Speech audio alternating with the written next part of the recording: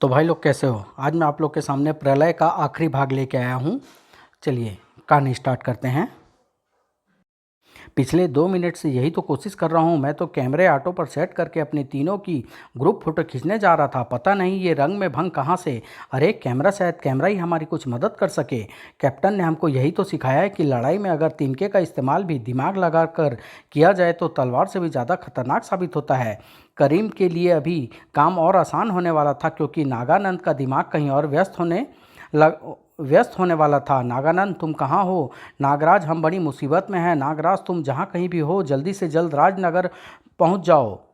हम यहाँ पर। ओह! करीम ने इसी वक्त कैमरे की फ्लैश का बटन दबा दिया और तेज रोशनी का झमाका नागानंद की आंखों में तीर की तरह आ चुभा।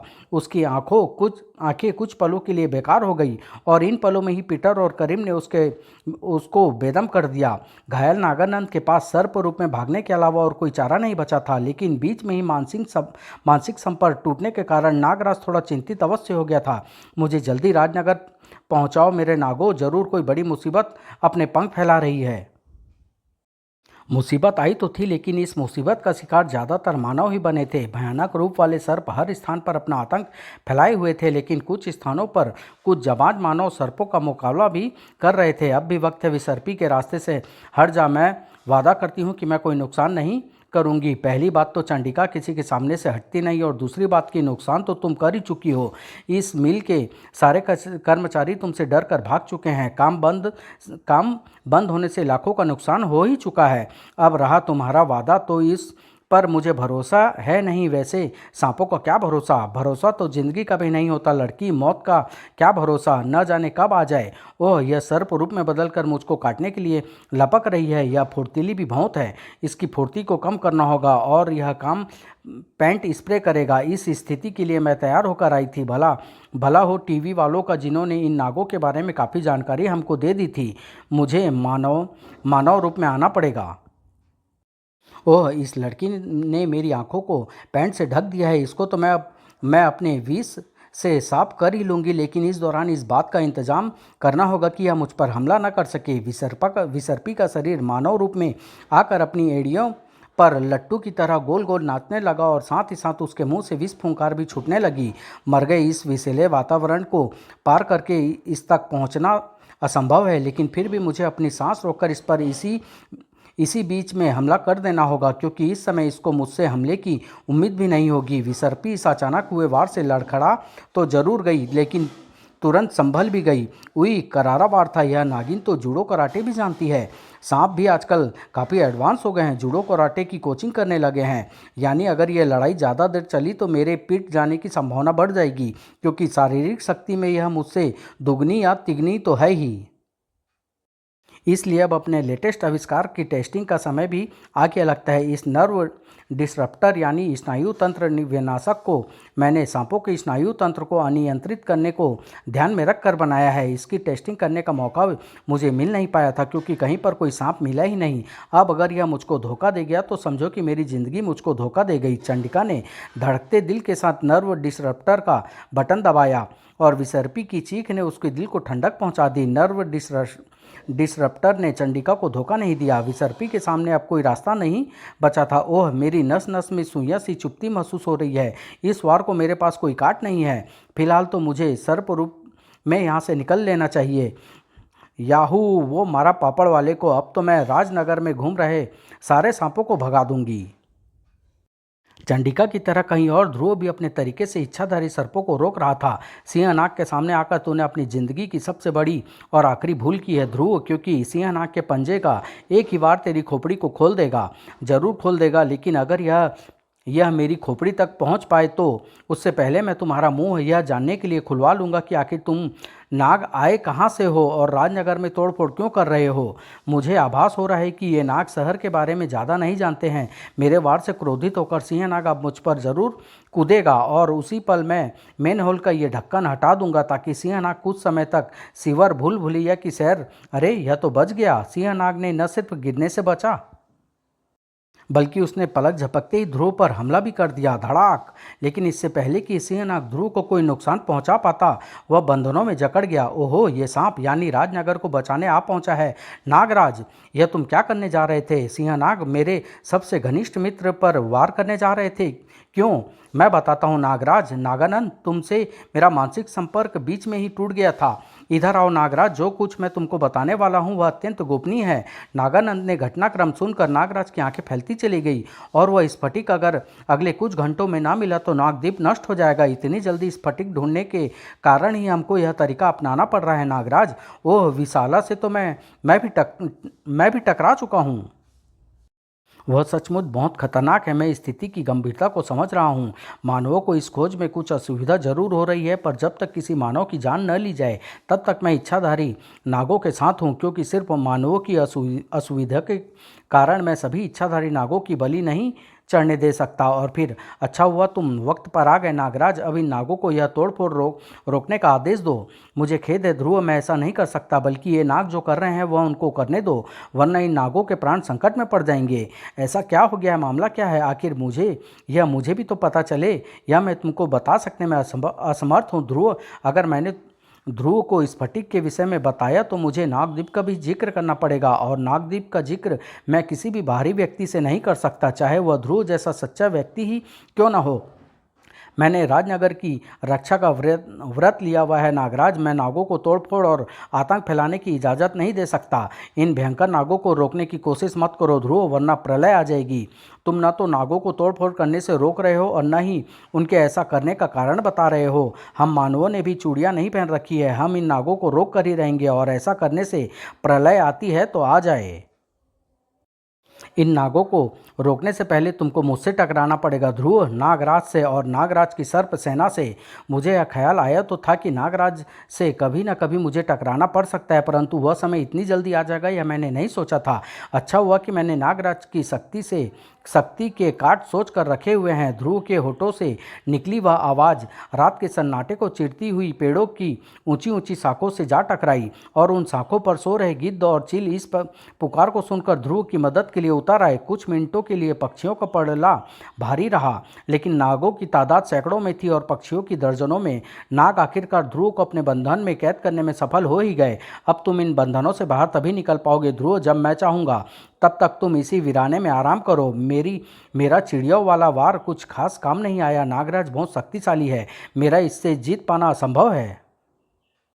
नागराज को सिर्फ ऐसे किसी हमले द्वारा ही हराया जा सकता है जिसकी उसे उम्मीद न हो। जैसे आज तक नाग बंधनों में बंधने के बावजूद भी किसी ने नागराज पर पलटकर हमला नहीं किया होगा। कड़ाक!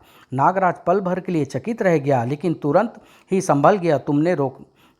तुमको रोक सकने का एक ही तरीका है ध्रुव, तुमको बेहोश कर देना। ध्रुव नागराज की शक्ति के बारे में अच्छी तरह से जानता था, इसीलिए वह नागराज के फुर्तीलों वारों से बचने के लिए अपने सारे अनुभव और पूरी फुर्ती का इस्तेमाल कर रहा था, क्योंकि एक ही सटीक वार ध्रुव के शरीर पर पड़ने का मतलब था अगले ही पल बेहोशी की दुनिया की सैर। परंतु नागराज के पास किसी को बेहोशी की दुनिया में पहुंचाने के और भी तरीके थे। वह विष फुंकार तो नागराज ने अपना वह वार कर ही दिया जिसका मुझे डर था। फिर विष फुंकार का असर होने में सिर्फ 1 मिनट का ही समय लगा। यह तो जल्दी ही बेहोश हो गया। वैसे भी मैंने विष फुंकार को उतनी ही मात्रा का प्रयोग किया था जो इसे बेहोश कर सके, मार न डाले, लेकिन फिर भी मैं इसके सर्प बंधनों को नहीं हटाऊंगा। ध्रुव के दिमाग का कोई भरोसा नहीं है। अब तक ध्रुव बेहोश है, तब तक मैं इच्छाधारी सर्पों की स्फटिक ढूंढने में मदद करूं। मैं अपने शरीर में वास करने वाले सर्पों को राजनगर में फैला देता हूं। अगर इनको कहीं पर स्फटिक नजर आ गया तो ये मुझको सूचित कर देंगे। और उसकी व्यवस्था एक आश्चर्यजनक घटना से टूटी। अरे यह क्या! एक साय ने नागराज के बाजुओं को पकड़कर फुर्ती से मरोड़ दिया, और कुछ समझ पाने से पहले ही नागराज हथकड़ियों में कैद था। अरे स्टार कप्स यानी ध्रुव आज़ाद हो गया है। ठीक समझे नागराज, और इन स्टार कप्स को तोड़ने की कोशिश मत करना। इनको तुम्हारी शक्ति को ध्यान में रखते हुए टाइटेनियम धातु का बनाया गया है। लेकिन तुम तो बेहोश थे, और वह भी सर्प बंधनों में, फिर तुम आज़ाद कैसे हो गए? मैं प्राणायाम के द्वारा 5 मिनट तक सांस रोक सकता हूँ नागराज। तुम्हारी विष फुंकारें छूटने तक मैं सांस रोके हुए था, और फिर जैसे तुम सर्प छोड़ने के लिए मुड़े, मैं पास ही बने स्विमिंग पूल की तरफ लपक लिया। मैं ये तो जाहिर था कि तुमने मुझे बांधने के लिए किसी भी जल सर्प का इस्तेमाल नहीं किया होगा, इसलिए स्विमिंग पूल में डूबते ही सारे सांप तड़प कर मेरे शरीर से अपने आप अलग हो गए और मैं आज़ाद हो गया। आज़ाद होते ही मैं अपनी थोड़ी दूर पर ही खड़ी मोटरसाइकिल से ये स्टार कप्स और एक दो चीज़ें और निकाल लाया, जिसको मैंने ऐसे ही मौके के लिए तैयार रखा था, जैसे ये बैंडेड टेप जो तुम्हारे मुंह से विष फुंकार को निकलने नहीं देगा। हालांकि मैं जानता हूँ कि इससे तुमको आज़ाद होने में कुछ ही पलों का समय लगेगा, लेकिन उतनी देर में मैं सिंहनाग को ढूंढकर काबू में कर लूँगा। लेकिन तभी सिंहनाग की तलाश में बढ़ते ध्रुव के कदम एक आवाज़ सुनकर ठिठक गए। अरे ये विषधर ने हमें कहाँ फंसा दिया, स्फटिक चुरा कर छुपाया भी तो ऐसी खतरनाक जगह पर, कहीं और छिपाता तो न तो हम उस लड़के से टकराते और न ही इस मुसीबत में फंसते। अरे तेरा क्या जा रहा है, मुसीबत में तो मैं हूँ। एक तो तेरी दाढ़ी का स्वाद बहुत खराब है और दूसरे उसको खाते खाते मेरा पेट फटा जा रहा है। ध्रुव के दिमाग में बिजली से कौंध गई। विषधर और स्फटिक, यह तो वही नाग जैसा आदमी लगता है जिससे मैं कल रात टकराया था। उसके हाथ में एक स्फटिक जैसी मणि भी थी। कहीं ये नाग उसी को तो नहीं ढूंढ रहे। मुझे तुरंत उस मणि को ढूंढ कर लाना होगा, क्योंकि अगर नागों को वह मणि चाहिए तो मणि मेरे पास होने की स्थिति में ये मेरी बात मानने को विवश हो जाएंगे और मैं राजनगर में फैल रहे आतंक को खत्म कर पाऊंगा। नागराज की तीक्ष्ण दृष्टि से यह दृश्य नहीं बच सका। यह क्या, ध्रुव तो सिंहनाग की विपरीत दिशा में जा रहा है। जरूर इसके दिमाग में कोई नई योजना आ गई है जो नागों के लिए खतरनाक हो सकती है। मुझे इसके पीछे जाना चाहिए और उसके लिए मुझे तुरंत इन बंधनों से आज़ाद होना पड़ेगा। यह काम मैं सर्प रूप में आकर ही कर सकता हूँ। नाग इच्छाधारी शक्ति ने नागराज को उसके बंधनों से मुक्त कर दिया और नागराज फिर से अपने वास्तविक रूप में आकर ध्रुव के पीछे लग गया, एक अधूरी लड़ाई को अंजाम तक पहुंचाने के लिए। और इसी वक्त नागद्वीप में भी एक अधूरा काम पूरा किया जा रहा था और यही पता करने में नागद्वीप की तरफ आ रहा था। ओह, यानी जिस शिशु को देव कालजयी ने नागद्वीप पर लाने का आदेश दिया था और जो 40 वर्ष तक नागद्वीप में सूक्ष्म अवस्था में रहा, वह नागराज ही था। हाँ मान्यवर, मेरी और आपकी जानकारी मिलाकर तो यही निष्कर्ष निकलता है। यह तो एक बड़ी दुविधा का कारण हो गया है। वृद्ध वर नागराज के द्वारा नागद्वीप का सम्राट बनने के प्रस्ताव को ठुकरा देने से नागद्वीप की जनता नागराज से क्रुद्ध है, परंतु यह रहस्य जानकर और यह जानकर कि नागराज देव कालजयी के आशीर्वाद से उत्पन्न हुआ है, सारे नागराज को सम्राट मानने के लिए विवश हो सकते हैं।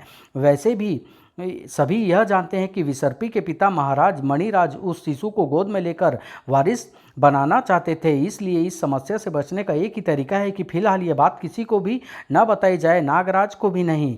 वैसे तो नागराज हर प्रकार से नागद्वीप सम्राट बनने के योग्य है, पर वह यहाँ पर रहना नहीं चाहता और यही नागों के असंतोष का कारण है। नागराज को पहले नागों का दिल जीतना होगा और इसमें नागराज की मदद मैं करूँगा। सबसे पहले मैं नागराज को नागद्वीप पर आने जाने की इजाज़त दे दूंगा ताकि वह अन्य इच्छाधारी सांपों के साथ घुल मिलकर उनके दिलों में जगह बना सके। बाकी काम नागराज को स्वयं ही करना होगा और तब तक यह रहस्य हमारे बीच में ही रहेगा। ध्रुव इस दौरान स्फटिक की तलाश में समुद्र का पानी छान रहा था। मुझे वह जगह ठीक से याद नहीं है जहाँ पर स्फटिक गिरा था, लेकिन इस डॉल्फिन को वह जगह जरूर याद होगी और यही मुझे उस स्थान तक लेकर जाएगी। डॉल्फिन ने ध्रुव को धोखा नहीं दिया। आहा, यही है वह चट्टानों का समूह जहाँ पर स्फटिक गिरा था और जहाँ से विषधर गायब हो गया था। स्फटिक यहीं कहीं पर होगा और रात के अंधेरे में स्फटिक की चमक की मदद से उसको ढूंढना कोई मुश्किल काम नहीं होना चाहिए। ध्रुव को स्फटिक ढूंढने में ज़्यादा वक्त नहीं लगा। वह रहा स्फटिक। ध्रुव ने स्फटिक को उठाने के लिए हाथ बढ़ाया और अगले ही पल उसका पूरा बदन ही हवा में उड़ गया। तूने स्फटिक को नहीं, अपनी मौत को ढूंढ निकाला है लड़के। आह, तुम कौन हो और ये स्फटिक ले जाने से मुझे रोकना क्यों चाहती हो? तेरी मौत को देवी विशाला कहते हैं लड़के, और यह स्फटिक मेरी संपत्ति है। इसको यहाँ से कोई नहीं ले जा सकता। परंतु अगर मैं यह स्फटिक राजनगर न ले गया तो शायद मेरा शहर तबाह हो जाएगा। तू यह चिंता छोड़ दे लड़के, क्योंकि मैं तुझे वैसे भी जिंदा वापस नहीं जाने दूंगी, ताकि तू किसी को जाकर यह बता ना सके कि यह स्फटिक कहाँ पर है। तुम्हारी इस बात से मुझे शक हो रहा है कि यह स्फटिक तुम्हारा है, क्योंकि अगर यह स्फटिक तुम्हारा ही होता तो तुम चोरों की तरह यहाँ पर छिपी न बैठी होती और राजनगर में घूम रहे तमाम नाग इसी स्फटिक की खोज में भटक न रहे होते। यह स्फटिक लेकर मेरे साथ नागों के पास चलो, एक पल में सारा फैसला हो जाएगा। तू समझ नहीं पा रहा है मानव कि तू किससे बात कर रहा है। विशाला अगर जोर से सांस भी छोड़ दे तो सैकड़ों मानव प्राण त्याग देंगे। तू मरेगा तो अवश्य, परंतु तुझे मारने में मैं अपनी मंत्र तंत्र शक्ति व्यर्थ नहीं करना चाहती। इसकी मुझे आवश्यकता पड़ सकती है। जा, मैंने तुझे अपने श्वान दंश के हवाले किया। मेरी बलि देवी की रखवाली करता था यह प्राणी, और आज तक इसने इच्छाधारी सर्पों के अलावा मानव शरीर का स्वाद नहीं चखा। आज मैं इसे इसकी वफादारी का इनाम दे दूंगी, मानव मांस का स्वाद। भारी पंजे भारी पंजे के एक ही वार ने पहले से ही चोट खाए ध्रुव को नीचे ला पटका। अगला बार ध्रुव ने फुर्ती से बचाया और साथ ही साथ हमला भी कर दिया। स्वान दंश पल भर के लिए चकरा गया, और इसी पल के दौरान ध्रुव ने स्वान दंश की गर्दन को जकड़ लिया। लेकिन ध्रुव स्वान दंश की गर्दन को इतनी देर तक नहीं दबाए रख सका कि उसका दम घोट सके। मुझे इसको काटने से रोकना होगा, क्योंकि मुझे 100% यकीन है कि सांपों की तरह इसके दांतों में भी विष होगा। लेकिन मैं इससे बचूंगा भी कब तक? देर सवेर तो यह मुझको काट ही खाएगा, और इसको रोकने का कोई तो तरीका होगा। यह डॉल्फिन मछलियाँ आपस में संकेत भेजने के लिए अल्ट्रासोनिक सीटीसी ध्वनि का इस्तेमाल करती है, और कुत्ते जैसे जानवरों को यह अल्ट्रासोनिक ध्वनि सुनाई भी देती है और परेशान भी करती है। यह श्वान दंश भी मूल रूप से एक कुत्ता ही है। देखें इस पर अल्ट्रासोनिक ध्वनि का असर होता है या नहीं। डॉल्फिन ध्रुव की बात तुरंत समझ गई, और अगले ही पल डॉल्फिन के मुंह से निकली अल्ट्रासोनिक सीटी श्वान दंश के कानों से होती हुई उसके दिमाग में नस्तर की तरह चुभने लगी, और श्वान दंश चीख उठा। उसके सोचने समझने की क्षमता गुम हो गई, और उसी पल ध्रुव चीख उठा। स्टारलाइन श्वान दंश की गर्दन से आ लिपटी, और एक तगड़ी किक से श्वान दंश का शरीर हवा में झूल गया। विशाला यह अनहोनी देखकर पागल हो उठी। श्वान दंश तुझे नहीं खा पाया, बल्कि उल्टे तूने ही श्वान दंश को खत्म कर दिया। तू तो इच्छाधारी नागों से भी ज़्यादा खतरनाक है। अब मैं तुझे बचने का कोई मौका नहीं दूंगी। विशाला ने अपनी विष की एक भयंकर फूंकार ध्रुव पर छोड़ दी, जो सैकड़ों लोगों को मारने के लिए पर्याप्त थी, लेकिन शायद ध्रुव की जीवन रेखा अभी शेष थी। फूंकार ध्रुव तक पहुंचने से पहले ही रोक दी गई। यह क्या, यहाँ पर मेरी मदद करने कौन आ रहा है? आने वाले को देखकर दोनों के ही मुंह से ही एक ही बात निकली, नागराज, शुक्र है भगवान का कि तुम मेरी हथकड़ियों से जल्दी आज़ाद हो गए, वरना मेरी आत्मा इस शरीर से आज़ाद हो चुकी होती। नागराज, तू मेरी कैद से कैसे आज़ाद हो गया, और फिर यहाँ तक कैसे पहुँच गया? आज़ाद कैसे हो गया ये तो जाने दो विशाला, लेकिन यहाँ तक मैं इसलिए पहुँच पाया क्योंकि शायद ऊपर वाले ने तेरी मौत मेरे हाथों में लिखी है। तेरे शरीर में आम सर्पों के विष का विपरीत विष है। आज मैं तेरे सारे जहर को अपने पूरे जहर का इस्तेमाल करके काट दूंगा, चाहे इसमें मेरी जान ही क्यों ना चले जाए। जान तो तेरी भी जाएगी नागराज, और इस लड़के की भी, क्योंकि विशाला का सिर्फ विष ही नहीं बल्कि उसकी शक्तियाँ भी तुम्हारी शक्तियों के विपरीत है। जैसे ऋण विद्युत का यह तड़ित गोलक, यह इतनी बिजलियां गिराएगा तुम दोनों पर कि यहाँ पर तुम्हारे शरीर नहीं उनकी राख बचेगी। नागराज और ध्रुव के बदन थरथरा उठे। आह, इन बिजलियों से तो बचा नहीं जा सकता, चाहे कितनी भी फुर्ती दिखा लो। इनको अपने ऊपर गिरने से रोकना होगा।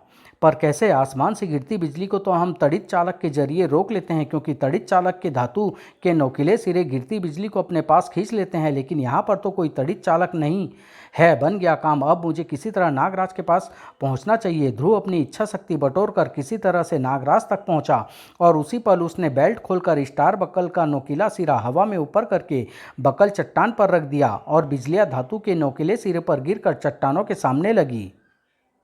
बिजलिया का रुख मुड़ते ही बाकी का काम नागराज के नागों के विष ने कर दिया। आह, इस विष से तो जलन हो रही है। मेरा विष तेरे विष का विपरीत भी है, और भयंकरता में तेरे विष से कम नहीं है। तूने एक इच्छाधारी गद्दार नाग विषधर की मदद से अमर स्फटिक को तो उठवा लिया, पर उसे तू यहाँ से लेकर नहीं जा पाएगी। यह तो अच्छा हुआ कि मैं ध्रुव का पीछा करते करते यहाँ तक आ गया। मुझे तो स्वप्न में भी उम्मीद नहीं थी कि तू मुझे यहाँ पर मिल जाएगी। आज मैं तुझ पर अपने उस अस्त्र का प्रयोग करूँगा जिसका प्रयोग मैंने आज तक नहीं किया, अपनी विष फुहार का। इसके प्रयोग से मेरे शरीर में विष की मात्रा एकाएक काफ़ी कम हो जाती है, और मेरे सूक्ष्म सर्पों के लिए खतरा पैदा हो जाता है। पर इसका प्रयोग मैं तुझ पर करूंगा, क्योंकि तुझे रोक सकने का यही एक रास्ता है। नागराज का भयंकर विष विशाला के शरीर को गलाता हुआ पार हो गया। विशाला एक चीख मारकर गिर पड़ी। नागराज की इस हरकत से विशाला का क्रोध उबल पड़ा, आह, तेरे वार विशाला को कमजोर तो कर सकते हैं पर मार नहीं सकते नागराज, लेकिन विशाला का अगला वार तुम दोनों की जान लेकर ही छोड़ेगा। अब मेरे शरीर में इच्छाधारी शक्ति की मात्रा धीरे धीरे सामान्य हो रही है और जिस फंदे से कालदूत नहीं बच सका उससे तुम दोनों कैसे बचोगे। आह ओह, यह क्या। विशाला के शिकंजे ध्रुव और नागराज की गर्दनों पर कसने लगे। ध्रुव की शक्ति तो वैसे भी फंदे को खोल नहीं सकती थी और नागराज के शरीर में रक्त में जहर की मात्रा एकाएक कम होने के कारण सूक्ष्म सर्प भारी मात्रा में समाप्त हो गए थे और इसके कारण नागराज को काफ़ी कमजोरी महसूस हो रही थी। आंखों के डले बाहर उबल पड़ने को बेताब हो रहे थे और सांस न तो फेफड़ों के अंदर जा पा रही थी और न ही बाहर आ पा रही थी। मौत चंद पलों की दूरी पर इंतजार कर रही थी। अब मैं तुम दोनों को वैसे ही मारूंगी जैसे स्वानदंश मरा था। लेकिन तभी विशाला चीख उठी। उसका पूरा बदन थरथरा उठा और शिकंजे खुल गए। यह क्या, एकाएक विशाला को क्या हो गया। हो नहीं गया है बल्कि कर दिया गया, तुम्हारी बहन श्वेता द्वारा बनाए गए इस नए डिस्ट्रप्टर के द्वारा। चंडिका, कमाल है, तुम ऐन समय पर यहाँ कैसे पहुँच गई। मैंने यमराज को इस तरफ आते देखा था, सोचा कि देखूं किसके प्राण हरने जा रहे हैं। यमराज बस पीछा करते करते यहाँ तक आ गई। अब मैं भैया को यह नहीं बता सकती ना कि मैंने बहुत पहले उनकी बेल्ट पर एक माइक्रो ट्रांसमीटर चिपकाया था जो अब तक फर्स्ट क्लास काम कर रहा है। उसी के सिग्नलों का पीछा करते मैं यहाँ तक देखने आ गई थी कि भैया किसी मुसीबत में तो नहीं है। अब कम से कम थैंक यू तो बोल दो। मैंने तुम लोगों की जान बचाई तो बचाई, साथ में तुम्हारी मुसीबत को बेबस भी कर दिया है। बेबस तो अब तू होगी लड़की, और तेरे साथ ये दोनों भी। तेरी जादुई तरंगों के वार को मैं इसलिए नहीं सह पाई क्योंकि वह वार अचानक हुआ था। अब मैं तेरी तरंगों को सह सकती हूँ, लेकिन मेरा वार अब तुम लोगों को न तो जीने देगा और न ही मरने देगा। अरे अरे, इसका शरीर तो आग की लपटों में घिर रहा है। मेरे शरीर में आग नहीं लग रही बल्कि यह आग मेरे शरीर के अंदर से हर रोम छिद्र से बाहर निकल रही है। विशाला अब एक ज्वालामुखी बन गई है जिसका कहर तुम तीनों को जला कर राख कर देगा। ओह बचो, ओह मेरा नर्व डिस्ट्रप्टर तो गया। अब तुम तीनों नर्क में जाओगे ऊपर। अब क्या करें नागराज, इस मुसीबत से तो सिर्फ तुम ही निपट सकते हो। निपट तो सकता हूँ चंडिका, लेकिन फिलहाल मेरे शरीर में सर्पों की संख्या कम होने के कारण मेरी शक्ति क्षीण हो गई है। उसे वापस आने में वक्त लगेगा और तब तक हमारी चिताएं बन चुकी होगी। अब एक ही रास्ता है, राजनगर जाकर सर्पों को यहाँ लाना होगा। उनकी संयुक्त शक्ति में यह टिक नहीं पाएगी। नहीं नागराज, हमको आने में वक्त लगेगा और उतनी देर में तो विशाला स्फटिक को कहीं और ले। अरे, यह बात मैं अब तक समझ क्यों नहीं पाया था। कौन सी बात ध्रुव, समझाने का वक्त नहीं है नागराज। तुम विशाला का ध्यान अपनी तरफ खींचो, बाकी काम मैं कर लूँगा। इधर नागराज ने विशाला का ध्यान अपनी तरफ खींच मौत को दावत दी और उसी पल ध्रुव गर्म और पिघली चट्टानों की परवाह किए बगैर दूसरी तरफ बढ़ गया। वहां पर जहां पर पड़ा हुआ था अमर स्फटिक। ओह, यह स्फटिक टूटा तो नहीं, लेकिन यह बहुत गर्म हो गया है। मेरा हाथ झुलस जाएगा, लेकिन फिर भी मैं इसको उठा कर रहूँगा क्योंकि सिर्फ यही विशाला को रोक सकता है। विशाला को सिर्फ एक पल पहले ध्रुव की मंशा का आभास हुआ। उसकी आंखों में भय का तूफान नाच उठा, लेकिन उस एक पल में वह कुछ नहीं कर सकती थी। अमर स्फटिक उसके शरीर से टकरा गया और विशाला रोशनी के एक झमाके में गुम हो गई। यह कैसे हो गया? विशाला गायब हो गई। पर यह तुमने कैसे समझ लिया? ध्रुव की स्फटिक के स्पर्श से विशाला गायब हो सकती है।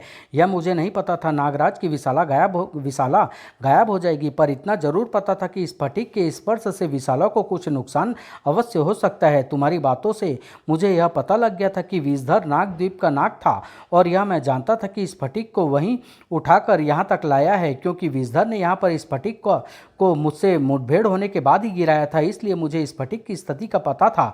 नागदेव और नागप्रेती की बातों से मुझे आभास हो गया था कि नाग शायद यही स्फटिक ढूंढने नागद्वीप से आए हैं। एक बात और, तुम्हारी बातों से मुझे यह भी पता चल गया था कि विशाला में विपरीत यानी नेगेटिव शक्तियां हैं। इसलिए जब तुमने राजनगर जाकर नागों को लाने की बात की और मैंने उतनी देर में विशाला द्वारा स्फटिक को कहीं और ले जाने की चिंता जताई, तो मुझे ध्यान आया कि अगर विशाला स्फटिक को कहीं और ले जा सकती तो बहुत पहले ले जाती। नागों के इतनी पास आ जाने के बावजूद भी वह यहाँ बैठी नहीं रहती। मैंने यह भी सोचा कि स्फटिक भी उसने खुद नहीं बल्कि विषधर के हाथों कहीं भिजवाया था।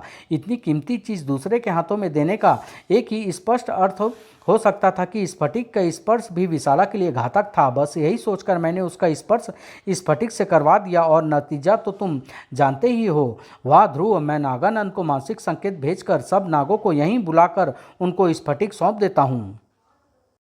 और फिर नागद्वीप में अगर अमर स्फटिक अपने स्थान पर स्थापित होने के बाद इच्छाधारी नागों पर आया संकट टल गया है। अब नागद्वीप सुरक्षित है।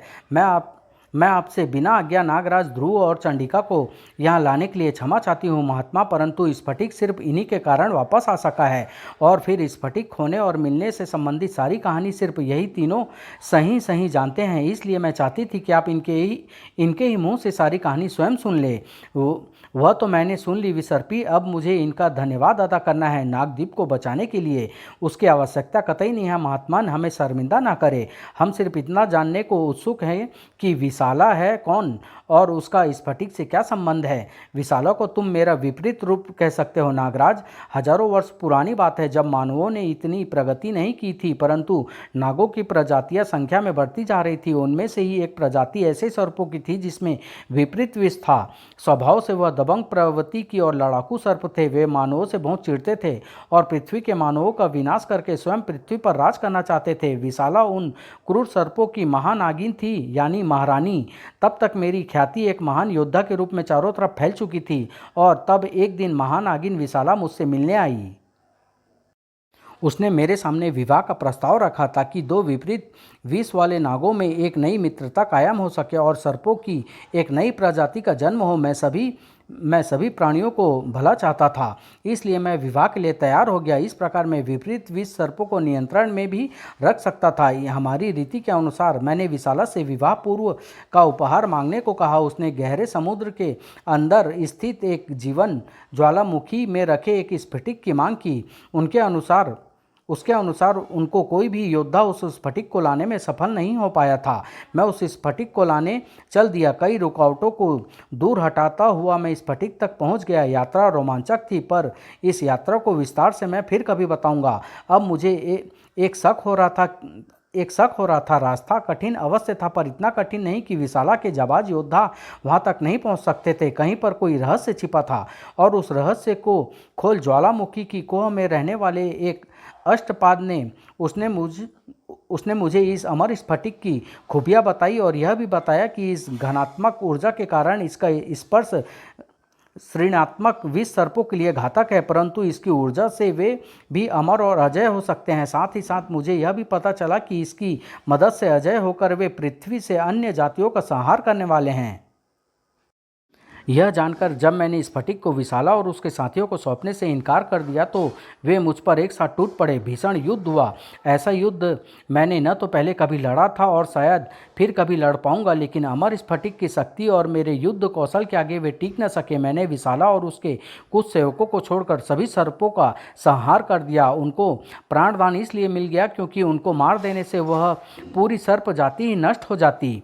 उसके बाद मैंने सोचा कि मानवों और सर्पों को अलग अलग रखना आवश्यक है, वरना कभी न कभी युद्ध होकर ही रहेगा। इसलिए मैं स्फटिक लेकर जगह जगह भटकता रहा और अंततः इस द्वीप को चुनकर यहाँ पर इच्छाधारी नागों की बस्ती बसाई। बस यही है मेरा और विशाला की दुश्मनी का कारण। महात्मा यह कौन है? महात्मा, बाकी सब कुछ तो ठीक हो गया, अब हमको भी बचा लीजिए। अभी बचाता हूँ। तुमने नाग प्रेती और नागदेव को पूरी तरह से विवश कर दिया है। ध्रुव, तुम सचमुच विलक्षण मानव हो। इनको बचाने के बाद मैं तुमको नागराज चंडिका और वेदाचार्य के साथ अपनी योग शक्ति से अपने स्थान पर भेज दूंगा, परंतु मुझे अभी वेदाचार्य से यह पूछना शेष है कि वे यहाँ पर कैसे आए और क्यों आए। हा हा हा। समाप्त।